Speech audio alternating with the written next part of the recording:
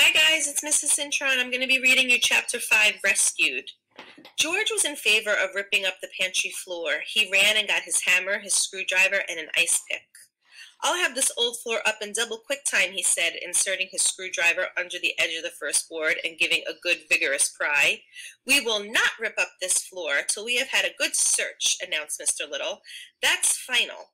George, you can put that hammer away where you got it." "Oh, all right," said George. "I see that nobody in this house cares anything about Stuart but me." Mrs. Little began to cry. "My poor, dear little son," she said. "I know he'll get wedged somewhere. Just because you can't travel comfortably in a mouse hole doesn't mean that it isn't a perfectly suitable place for Stuart," said Mr. Little. "Just don't get yourself all worked up." "Maybe we ought to lower some food to him," suggested George. "That's what the state police did when a man got stuck in a cave."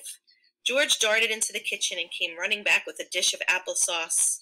"Where can we pour some of this, and will it run down to where he is?"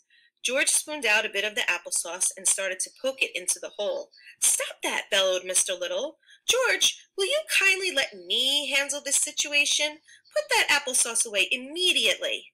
Mr. Little glared fiercely at George. "I was just trying to help my own brother," said George, shaking his head as he carried the sauce back to the kitchen. "Let's all call to Stuart," suggested Mrs. Little. "It is quite possible that the mouse hole branches and twists about, and that he has lost his way." "Very well," said Mr. Little. "I will count 3, then we will all call, then we will all keep perfectly quiet for 3 seconds, listening for the answer." He took out his watch.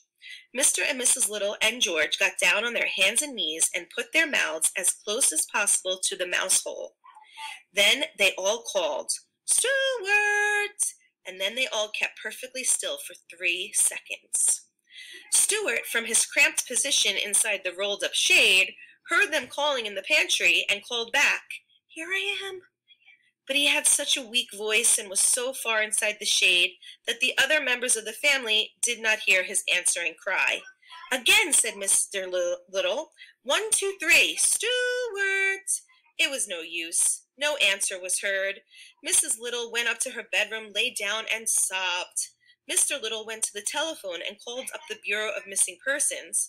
But when the man asked for a description of Stuart and was told that he was only 2 inches high, he hung up in disgust. George, meantime, went down the cellar and hunted around to see if he could find the other entrance to the mouse hole. He moved a great many trunks, suitcases, flower pots, baskets, boxes, and broken chairs from one end of the cellar to the other in order to get to the section of the wall which he thought was the likeliest, but found no hole. He did, however, come across an old discarded rowing machine of Mr. Little's, and becoming interested in this, carried it upstairs with some difficulty, and spent the rest of the morning rowing.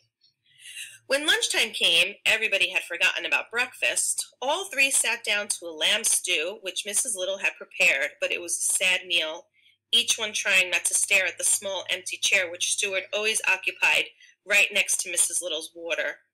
No one could eat, so great was the sorrow. George ate a bit of dessert, but nothing else.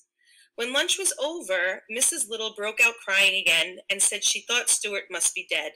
"Nonsense, nonsense," growled Mr. Little. "If he is dead," said George, "we ought to pull down the shades all through the house." And he raced to the windows and began pulling down the shades. "George," shouted Mr. Little in an exasperated tone, "if you don't stop acting in an idiotic fashion, I will have to punish you. We are having enough trouble today without having to cope with your foolishness." But George had already run into the living room and had begun to darken it to show his respect for the dead. He pulled a cord and out dropped Stuart onto the window sill. "Well, for the love of Pete," said George, "look who's here, Mom." "It's about time somebody pulled down the shade," remarked Stuart. "That's all I can say." He was quite weak and hungry. Mrs. Little was so overjoyed to see him that she kept right on crying. Of course, everybody wanted to know how it had happened. "It was simply an accident that might happen to anybody," said Stuart.